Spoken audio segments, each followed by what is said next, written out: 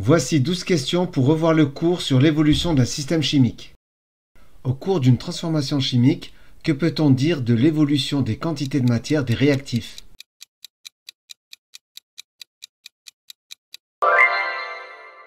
Elle diminue. Au cours d'une transformation chimique, que peut-on dire de l'évolution des quantités de matière des produits?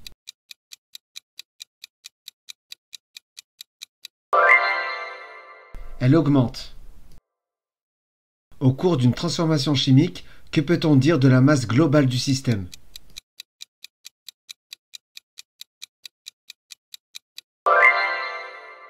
Elle est conservée, c'est-à-dire qu'elle ne change pas. Comment appelle-t-on les chiffres que l'on rajoute devant les molécules pour ajuster une équation chimique?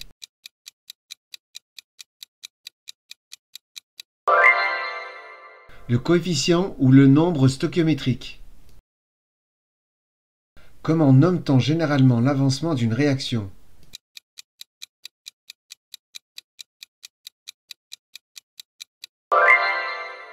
X.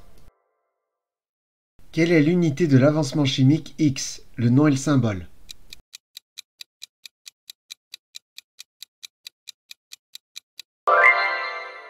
Mol est le symbole sans le E. Que décrit l'avancement d'une réaction chimique X?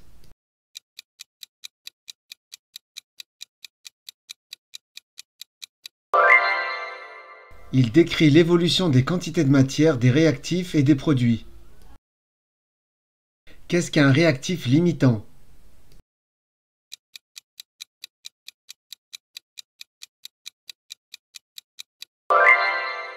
C'est le réactif qui s'épuise le premier. Quelle est la relation que l'on peut écrire entre XF et Xmax dans le cas d'une transformation totale?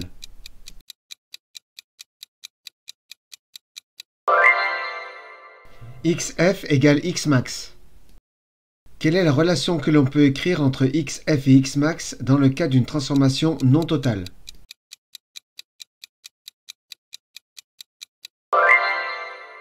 XF est inférieur à Xmax. Dans quel cas dit-on que les réactifs ont réagi dans les proportions stoichiométriques?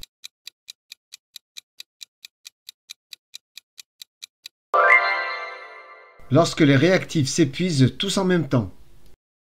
Quelle relation peut-on écrire entre les quantités initiales des réactifs N0A et N0B si le mélange initial est stoichiométrique? N0 de A divisé par le coefficient A égale N0 de B divisé par le coefficient B.